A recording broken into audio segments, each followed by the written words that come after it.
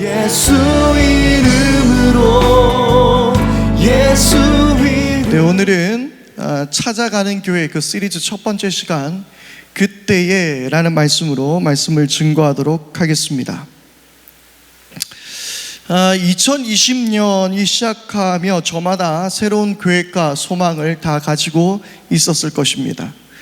그리고 저는 개인적으로 저희 교회가 이곳 봉안공단 안으로 들어오게 되면서 하나님이 어떤 일을 하실지 기대도 하고, 또 저는 개인적으로 어떻게 목회를 해야 할까 여러 가지 고민도 있었습니다.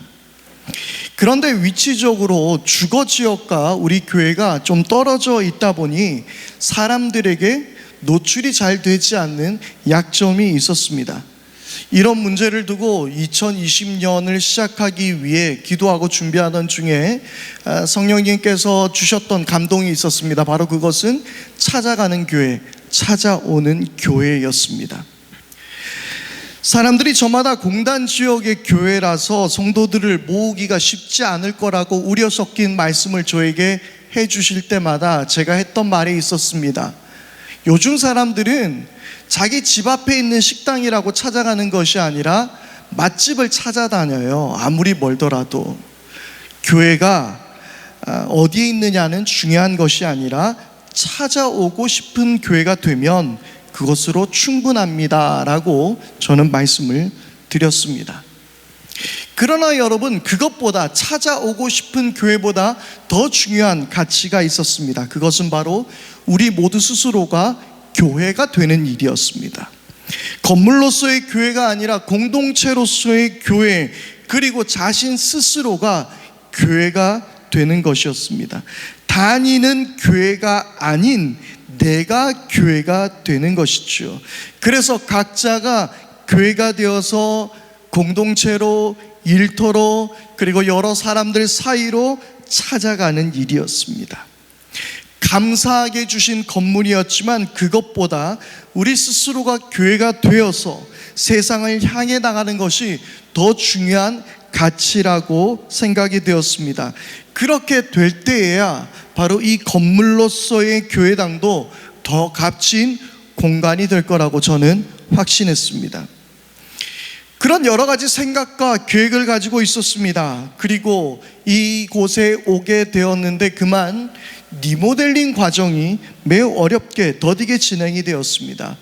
계획했던 디자이너 분과 시간도 잘 맞지 않았던 것 같고, 그리고 그쪽에서도 지방까지 내려와서 작업하는 것은 아무래도 무리라고 판단했던 것 같습니다. 계획이 점점 틀어져 가기 시작했습니다. 당장 건물들 손을 봐야 될 곳이 한두 곳이 아니었습니다. 기억하시죠? 창문은 뻥 뚫려 있었고, 그리고 성도들도 화장실에서 일을 보는 것도, 그리고 식사를 하는 것도 정말 편치 않았던 그러한 상황들이었습니다. 그래서 여러 가지 의견들이 나오기 시작했죠. 기억하시죠?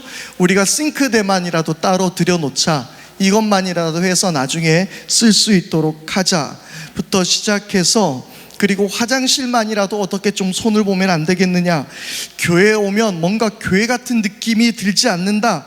그리고 그 당시에는 날씨가 그나마 조금 포근했던 상황이었기 때문에 이제 날씨가 좀 더 추워질 수 있을 것 같은데 더 추워지면 어떻게 하나, 그런 걱정과 염려들, 그것들이 안 될 수 없는 그런 상황이었습니다.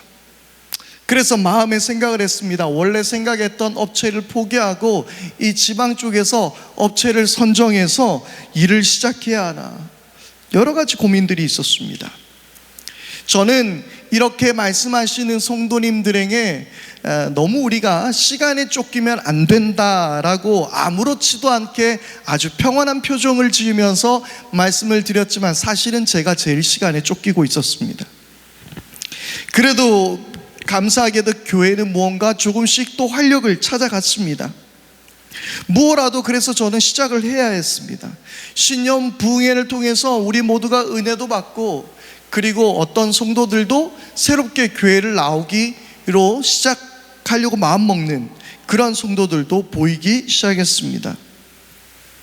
이제 진짜 뭘 해야겠구나 라고 생각하는 그 순간, 교회를 리모델링을 하든지 싱크대를 들여놓든지 화장실을 고치든지 뭐라도 이제 좀 해야 되겠구나라는 그 순간 코로나19가 찾아왔습니다. 세상의 모든 것이 정지되어 버렸습니다. 모든 교회가 문을 닫아야 했습니다. 물론 저희 교회도 문을 닫아야 했고, 그리고 예배를 온라인으로 전환시켜야 했습니다. 그런데 하나님께서는 바로 그때에 이 지점에서 새로운 일들을 하고 계시더라는 것입니다. 찾아가는 교회, 잊고 있었던 찾아가는 교회로서의 정체성을 다시금 하나님은 생각하게 하셨습니다. 그러면서 지난 코로나19를 지내면서 교회를 다니는 것이 그리스도인의 표지, 그리스도인의 정체성의 전부가 아니라는 것을 우리 모두가 다 실감하게 되었고, 코로나19의 사회적 거리 두기 시간이 끝날 때쯤 저는 당신은 그리스도인입니까? 라는 주제를 가지고 8주간에 걸쳐서 시리즈 설교를 이어갔습니다. 교회가 되어야 하는, 찾아가는 교회로서의 그 정체성을 다시금 생각하며 자신을 돌아보는 시간이었습니다. 뿐만 아니라 하나님께서는 이 코로나19 이 시간대에 우리 교회로 하여금 인터넷 사역을 시작하게 하셨습니다. 그리고 지금 데일리로 방송되고 있는 새벽 시편 묵상과, 그리고 요즘에는 업로드가 되지 않는 찬양 예배가 있었습니다. 그리고 주일 예배도 방송되고 있었습니다. 이 일이 어떤 식으로 어떻게 계속 이어갈 수 있을지 잘 모르겠지만, 하나님이 이 시기에 억지로 우리에게 시키신 타이와, 그리고 나름 영상이나 컴퓨터에 관심이 많던 저의 그 자이, 그러니까 타이와 자이가 함께 어떻게 어우러져서 이 유튜브 온라인 예배의 사역을 시작했습니다. 아까 점심시간에 새벽 시편 묵상에 대한 조회수에 대해 논란을 잠깐 가졌지만, 다 같이 잘 참여하는 걸로, 참여하고 있는 걸로 제가 판단을 하면서, 그래요. 얼마 전에 구독자 한 명이 빠졌더라고요. 구독자가 한 명이 빠졌어요. 누군지 찾아낼 겁니다. 어쨌든 하나님께서는 찾아가는 교회로서 우리의 사역을 다시 한번 돌아보게 되었고 준비하게 하셨습니다. 그런데 놀라운 것은 그러던 중 하나님께서는 놀라운 은혜로 우리가 원래 생각했던 업체와 함께 교회 리모델링을 시작하게 되었습니다. 찾아올 수 있는 아름다운 교회를 하나님께서 만들어 주신 것입니다. 저는 교회로서의 우리, 그래서 당신은 그리스도인입니까? 그 시리즈 다음 시간을 무엇으로 할까 굉장히 고민했습니다. 부끄러운 이야기입니다만은 사실 이 교회 리모델링으로 인해서 매일마다 거의 교회 공사하고 일하고 뭐 정리하고 이것저것을 돌보느라 책 읽을 시간도 별로 없었고 말씀을 묵상하거나 고민하는 시간도 저에게 많지가 않았던 것 같습니다. 그래서 이번 시리즈 설교를 시작하는데 사실 개인적으로 조금 힘들었던 것 같아요. 그런데 이전에 우리가 함께 나누었던 말씀이 생각이 났습니다. 바로 작년이었습니다. 부활절 이후에 주님을 위해 라는 그 주제로 교회가 어떻게 생겨나게 되었는지, 주님이 부활하신 이후에 교회는 어떻게 움직였는지 사도행전 강해를 시작을 했던 것이죠. 혹시 기억이 나십니까? 초대교회, 교회가 막 성장을 시작하면서 바로 그 사도행전 말씀 강해는 마무리가 되었습니다. 바로 그 사도행전 강해의 이야기가 생각이 났던 겁니다. 교회가 어떻게 생겨났는지를 고민하며 나누었던 말씀, 그 시리즈는 놀랍게도 딱 1년 전의 이야기였습니다. 작년 6월에 바로 사도행전 강해의 마무리가 있었습니다. 그러니까 교회가 막 성장하더라, 날로 더하더라, 여기에서 이제 말씀이 끝이 났죠. 그리고 1년이 지난 지금 우리는 그 당시에 정말 꿈조차 꿀 수 없었던 정확하게 말하자면 제가 꿈은 꿨어요. 이상 그날 꿈은 꿔가지고 그때 5월달인가 6월달에 제가 꿈 이야기를 한번 했던 걸 여러분들 기억하실 겁니다. 어쨌든 꿈은 꿨긴 했지만 이 예배 공간에서 우리는 이제 그 사도행전 그 다음의 이야기를 이어가게 되었습니다. 딱 1년. 최초의 이방인 선교 교회였던 안디옥 교회는 놀라운 하나님의 섭리 속에서 세워졌습니다. 김영국 목사님의 교회를 꿈꾼다라는 책에서 다루었듯이 안디옥 교회가 세워지기 위해서 있었던 이야기들은 스데반의 순교 이야기에서부터 시작을 해야 합니다. 이 이야기를 일전에 한번 이 교회를 꿈꾼다라는 책을 가지고 함께 북설교를 나누면서 말씀드린 적이 있기 때문에 대략적으로 이때 상황을 말씀을 드리겠습니다. 사도행전의 이야기 순서대로 우리는 훑어가 봐야 합니다.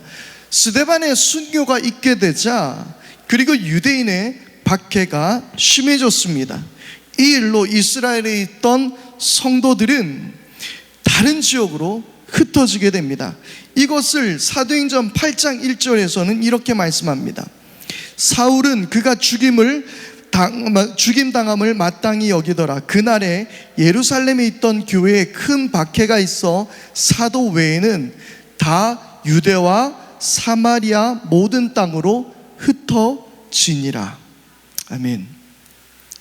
무슨 이야기예요? 스데반의 순교로 성도들이 흩어졌다라는 얘기, 모든 땅으로 흩어졌다는 거예요. 그러자 이때 사마리아 땅에 흩어진 사람들이 그곳에서 복음을 증거하게 됩니다. 그리고 특별히 빌립이 이 복음을 전하자 이 사마리아 사람들이 예수님을 믿고 받아들이기 시작했습니다. 그러다가 빌립은 성령의 명령에 이끌려서 이방인이었던 에디오피아 내시에게도 예수님을 전하고 세례를 주게 되는 일이 일어났습니다.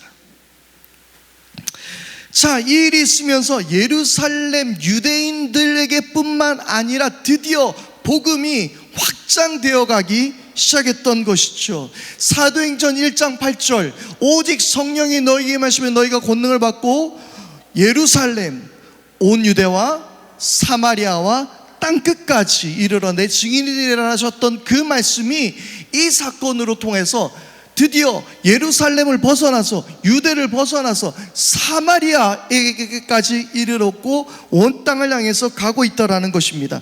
이 상황을 사도행전 8장 4절에서 6절 말씀은 이렇게 말하고 있습니다. 그런데 흩어진 사람들이 두루다니며 복음의 말씀을 전할세 빌립은 사마리아 성에 내려가서 사람들에게 그리스도를 선포하였다. 우리는 빌립이 행하는 표징을 듣고 보면서 그가 하는 말에 한마음으로 귀를 기울였다. 사마리아 성에 내려가서 그리스도를 백성에게 전했을 때에 그들이 믿게 되는 역사가 일어나는 거예요. 자, 여러분, 사도행전의 말씀은 이렇게 진행이 되고 있다가 갑자기 불현듯 한 사람의 이야기가 나옵니다. 바로 그것은 이런 일이 일어나는 가운데 한 사람의 위대한 사도를 하나님께서는 준비하고 계셨다는 거예요. 그 사도의 이름은 바로 사도 바울. 그가 다메섹에서 예수님을 만나는 역사가 일어나게 된 것이지요.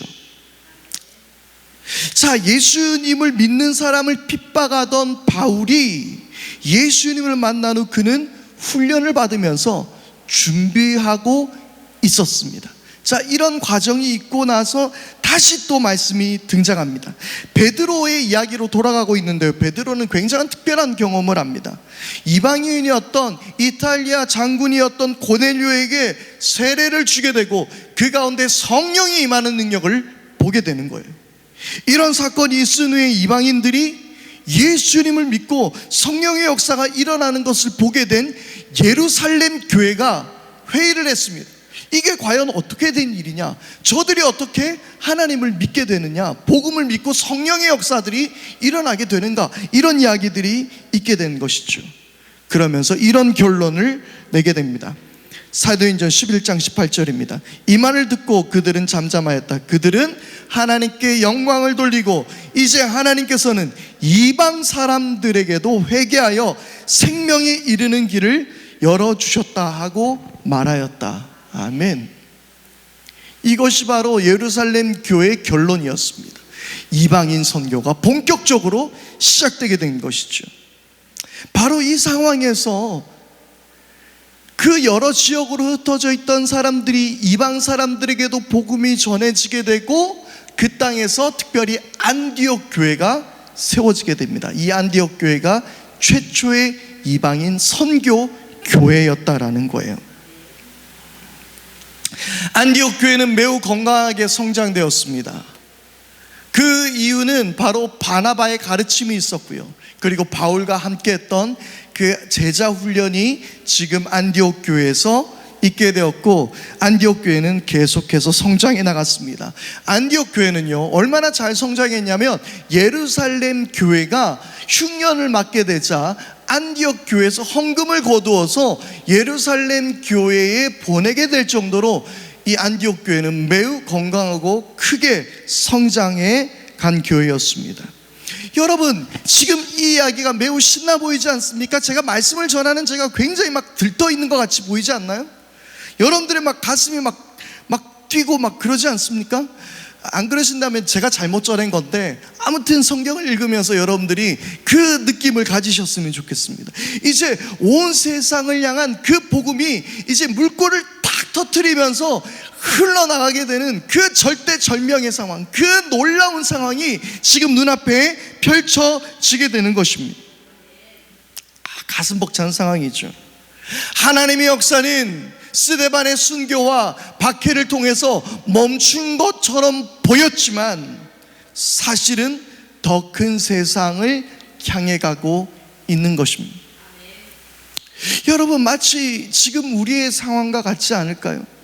뭔가 해보려고 했는데 코로나예요. 그런데 하나님은 또 다른 무슨 어떤 일들을 우리 교회에게 행하시고 계셨던 것이죠. 그런데 여러분, 그때였습니다. 오늘 말씀 12장 1절을 개역 개정 성경에는 이렇게 표현합니다. 그때에라는 말로 시작합니다. 바로 이렇게 복음이 넓혀져가는, 이방인에게 선교가 시작되는 이러한 상황 가운데 있었고, 복음은 그 세상으로 더욱더 확장해져 가고 있는 바로 이때, 바로 그때에라는 이야기입니다. 그런데 이 우리가 오늘 보았던 사도행전 12장 이전의 상황, 그러니까 사도행전 11장 마지막 부분을 보게 되면 예루살렘 교인들에게 이때라는 것은 또 다른 일이 하나가 더 있었어요. 그게 뭐냐면 예루살렘에 흉년이 들었던 거예요. 기근이 들었던 거예요. 그래서 모든 교인들이 고생을 하고 있었던 시기였습니다. 그런데 그때에 비극적인 소식이 전해져 왔습니다. 헤롯이 교회 몇 사람들을 죽이기로 한 것입니다. 흉년으로 어려운 시기를 살고 있었고, 그리고 유대인들에게 박해를 당했던 그들이었는데, 이 상황에서 또 하나의 위기가 찾아온 것입니다. 로마의 박해. 당시 헤롯은 예수님께서 태어나셨을 때에 예수님을 죽이려고 했던, 그 예수님, 아기 예수를 죽이려고 했던 그 헤롯은 아닙니다. 그 헤롯의 손자예요. 헤롯 아그리빠였습니다. 당시 로마에게 있어서 중요한 것은, 여러분, 로마 하면 어떤 단어가 떠오르나요? 팍스 로마나. 뭐예요? 로마의 평화, 로마의 번영을 뜻하는 단어이죠. 무엇보다 로마에서 귀하게 여겼던 것이 바로 팍스 로마나였습니다. 로마의 번영, 로마의 평화, 그것을 지키는 것이었습니다. 그것을 지키기 위해서는 다수의 사람들의 지지를 반드시 받아야만 했습니다. 헤롯은 아마도 흉년으로 민심이 흉흉할 때 이 민심을 수습하고 시선을 다른 데로 돌려야만 했습니다. 마치 지금 코로나19의 상황 가운데서 제일 많이 이렇게 드러나는 것은 지도자의 역할입니다. 사실 그 나라의 지도자가 흉년을 내거나 질병을 퍼뜨리진 않지만 지도자의 리더십은 어느 때보다도 중요합니다. 옛날에 왕은 나라에 흉년이 들었을 때 그냥 상복을 입고 그냥 죄인 취급을 받았던 것처럼 말이죠. 그러나 헤롯은 바로 이 시기에 사람들의 지지가 필요했던 것입니다. 그래서 꺼내든 카드가 유대인과 적대적이었던 예수를 따르는 이들을 죽이는 것이었습니다. 헤롯의 계획은 결국 예수님의 제자였던 야고보를 죽여버렸습니다. 그렇지 않아도 흉년으로 힘든 시간 가운데 교회의 지도자였으며 예수님의 충성스러운 제자 야고보가 순교하게 된 것입니다. 충격적인 사건이 일어난 것이죠. 이 일은 우리가 보통 순교하면 바울도 순교했고요, 베드로도 순교했다라고 알고 있습니다. 그러나 바울과 베드로의 순교의 이야기는 사실 성경에 나타나 있지 않습니다. 바로 예수님의 제자 중 유일하게 순교의 내용이 적혀져 있는 것이 야고보의 순교입니다.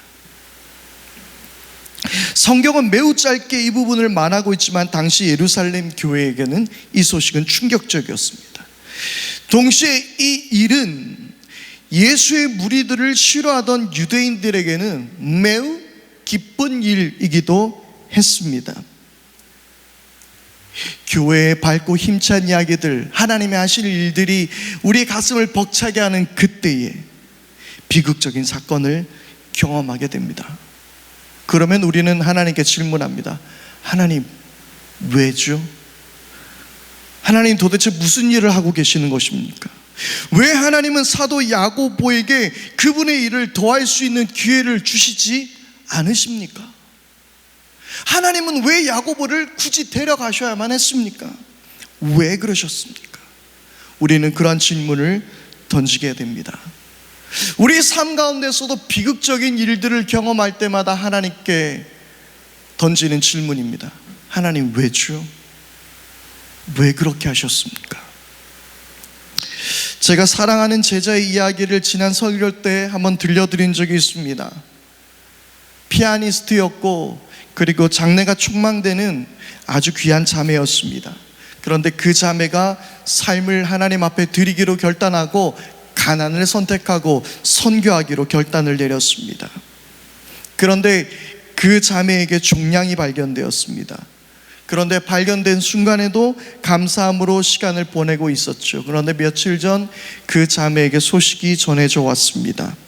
발견된 종양이 림프성 혈액암이라는 소식이었습니다.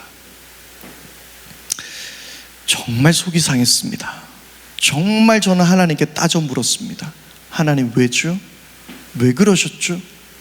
하나님, 도대체 뭐가 필요하신 거예요? 왜 그런 아이에게 하나님은 그런 질병을 주십니까? 도대체 이해가 안 됩니다. 여러분, 야고보가 순교하고 난 후에 설상가상으로 로마의 박해는 더 거칠어져서 예루살렘 교회의 수장이었던 베드로를 체포하게 됩니다. 이제 베드로마저 순교하게 되면 아마도 예루살렘 교회에게 큰 타격이 입게 되고 교회는 와해될 것처럼 보였습니다. 이때 교회는 무엇을 해야 했을까요? 오늘의 말씀 5절 말씀을 함께 보도록 하겠습니다. 5절에 뭐라고 이야기합니까? 이렇게 되어서 베드로가 감옥에 갇히고 교회는 그를 위하여 하나님께 간절히 뭐 했습니까? 기도했습니다. 그렇습니다. 바로 이 상황, 왜죠 하나님? 물어볼 그때에 교회는 기도했다란 말입니다. 여러분, 기도란 무엇입니까? 지난번에 우리가 함께 말씀을 통해서 나누었지 않습니까? 기도는요, 닫힌 기도가 아니에요. 열린 기도예요. 하나님의 뜻을 구하는 기도예요. 그 나라를 구하는 기도입니다. 베드로가 잡혀 들어갔지만 교회는 무너지지 않았습니다. 이 말은 만약 베드로가 감옥에서 나오지 못하고 순교하더라도 교회는 깨어서 무너지지 않고 기도할 것이라는 사실입니다. 교회가 든든히 서 있다면 어떤 상황에도 교회는 흔들리지 않습니다. 바로 이들이 기도하고 있었다라는 것이, 도망가지 않고 숨지 않고 그들이 기도하고 있었다라는 것이 그 증거이며, 그리고 베드로는 옥에서도 두려워하지 않고 잠을 자고 있었다는 거예요. 6절 말씀입니다. 헤롯이 베드로를 백성들 앞에 끌어내기로 한 그 전날 밤이었다. 그러니까 사형을 하기로 한 그 바로 전날 밤이라는 거예요. 그날 밤에 베드로는 두 쇠사슬에 묶여 군인 두 사람 틈에서 뭐하고 있었다고요? 잠들어 있었어요. 자고 있었습니다. 자, 여러분들이 내일 사형일이에요. 내일 사형일인데 잠이 와요, 안 와요? 잠이 올 리가 없습니다. 살아왔던 여러 가지 생각들도 날 거고요. 처자식은 어떻게 하나, 뭐 이런 걱정도 할 거고요. 막 모든 것들이 파로나라마처럼 막 그려지지 않아요. 여러분, 우리 소풍 가도 잠이 안 오는데 죽기 전날 잠이 오겠습니까? 그런데 베드로는 그날 밤에 자고 있었다라는 사실이에요.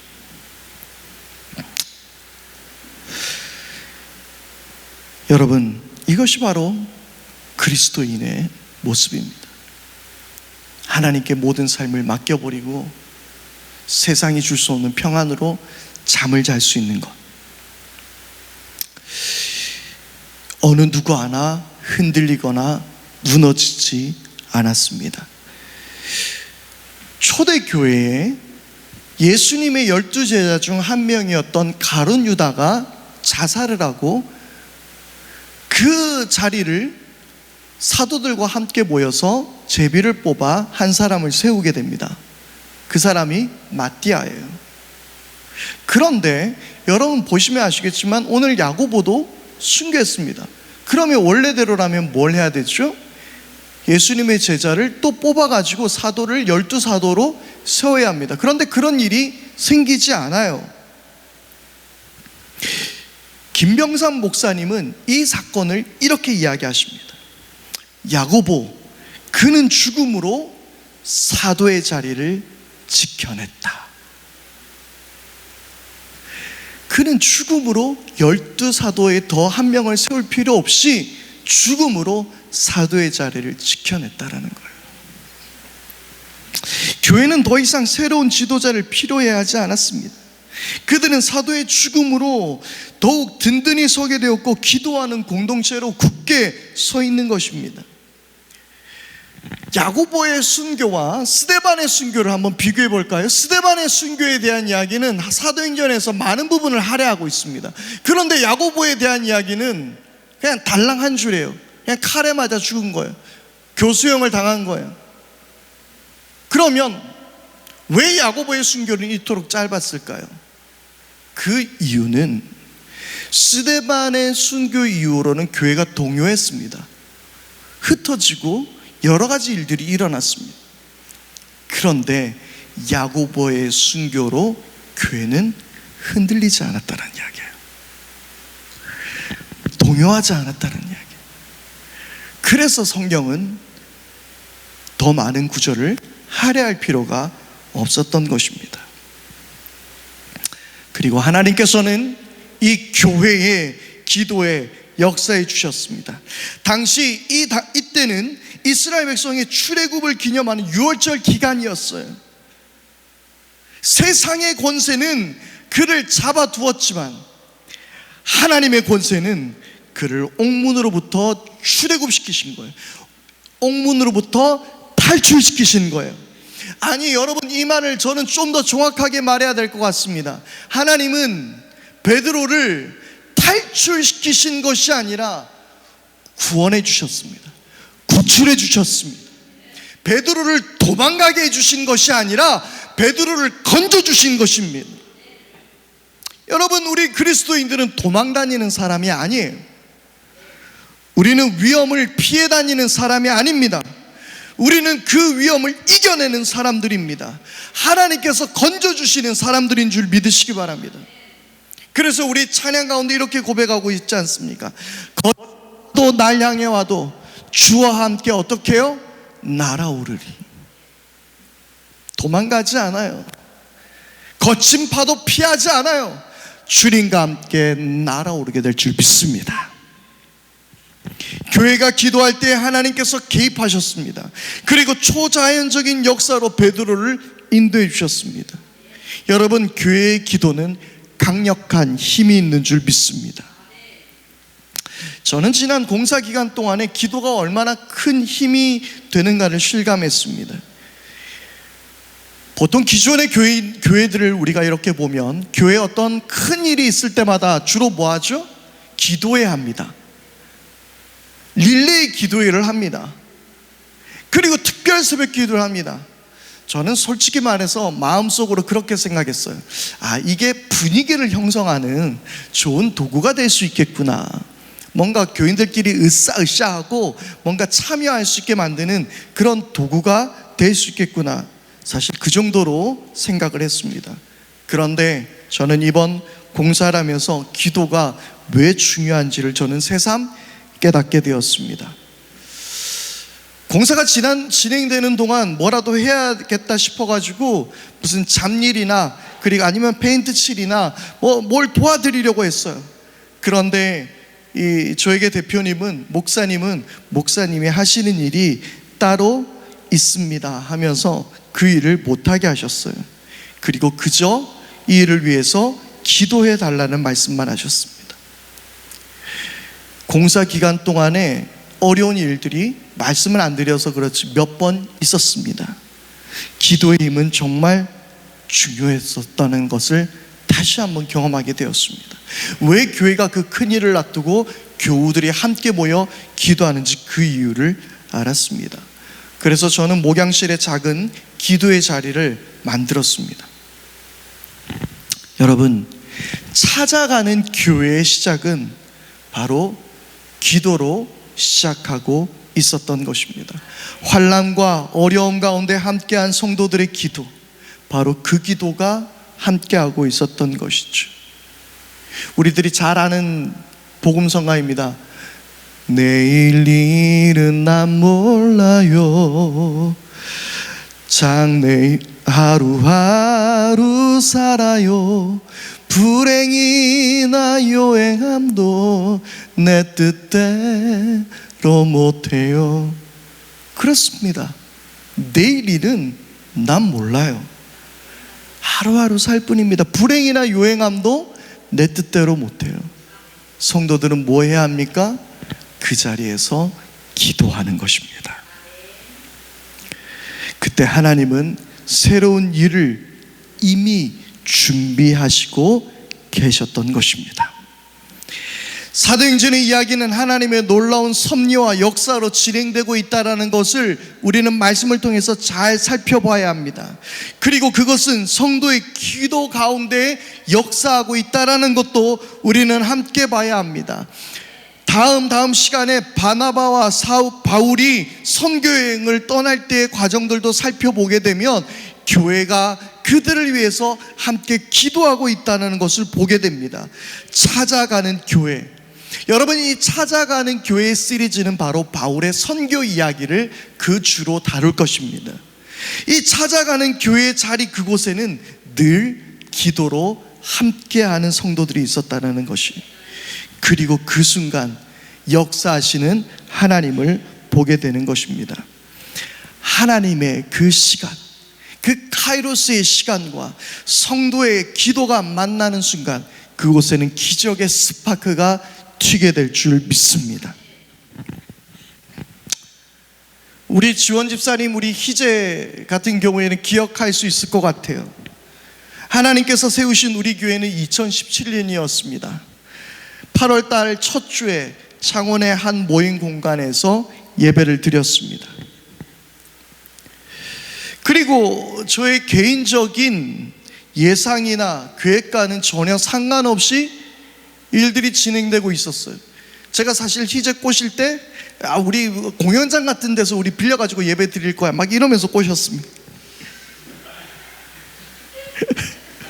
저의 예상이나 계획과는 완전히 상관없이 어느 날 11월 달에 교회는 양덕동으로 옮겨왔으며 그곳에서 입당 예배를 드리게 되었습니다.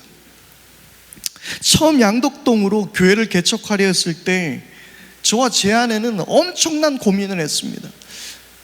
창원도 아니라 마산으로 다시 돌아오고, 그것도 마산 동부교회와 얼마 떨어져 있지도 않은 그곳에 교회를 개척하는 것은 매우 부담스러운 일이었습니다. 오죽했으면 제가 그때 약 9월쯤이었던 것 같아요. 9월쯤에 사진 한 장이 있었어요. 제가 사진을 찾아보다가 2017년 9월에 새벽 3시에 이 공단에서 제가 사진을 찍었어요. 왜 공단에 그때 갔는지 모르겠는데 그냥 계속해서 하나님께 기도하면서 길을 걸었던 것 같아요. 그러면서 하나님, 어떻게 해야겠습니까? 무엇이 맞는 길입니까? 기도하면서 거리를 배회했습니다. 그리고 요 앞에서 제가 사진을 찍었더라고요. 하나님, 제가 생각했던 건 이런 게 아니었습니다. 왜 이곳입니까? 끊임없이 물었습니다.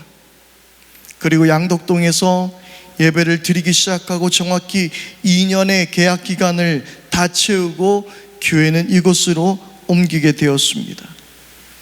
아직 완전한 것은 다 알지 못하지만 하나님께서 왜 우리 교회를 양덕동 그곳에 세우게 하셨는지, 내 교회과는 무관하게 하나님은 그렇게 일을 인도해 주셨는지 이제는 조금 알 것 같습니다.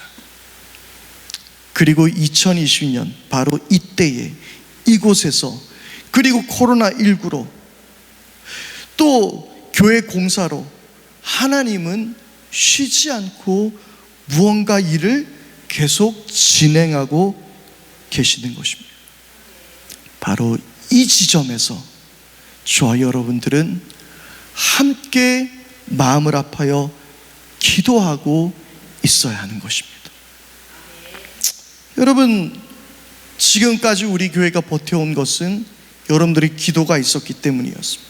그런데 제가 이렇게 이야기하면 아닌데 나는 기도 안 했는데 라는 생각을 하실 수도 있는데, 그래서 여러분들의 기도가 더욱 필요하다는 것을 제가 강조하고 있는 것입니다.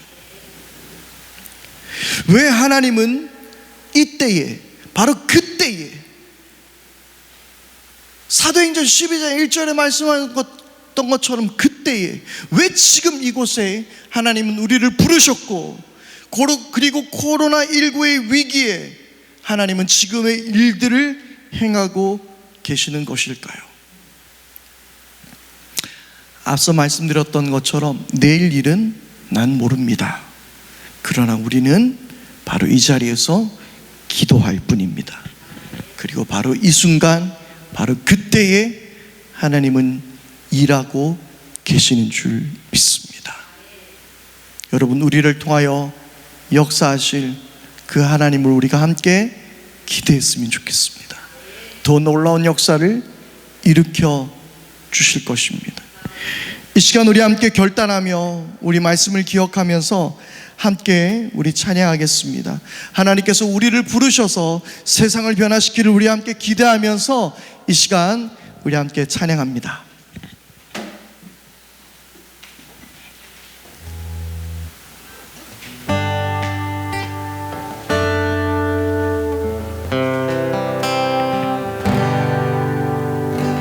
오늘 우리 말씀을 기억하면서 주님, 바로 이때에 주의 일을 행하십시오. 찬양하겠습니다. 세상 모든 민족이 구원을 얻기까지 쉬지 않으시는 하나님, 주의 심장 가지고 우리 이제 일어나 주 따르게 하소서. 세상 모든 육체가 주의 영광 보도록 우릴 부르시는 하나님, 주의 손과 발 되어 세상을 치유하며 주 섬기게 하소서. 아멘. 무리 바라 바다 덮음같이 물이 바다 덮음같이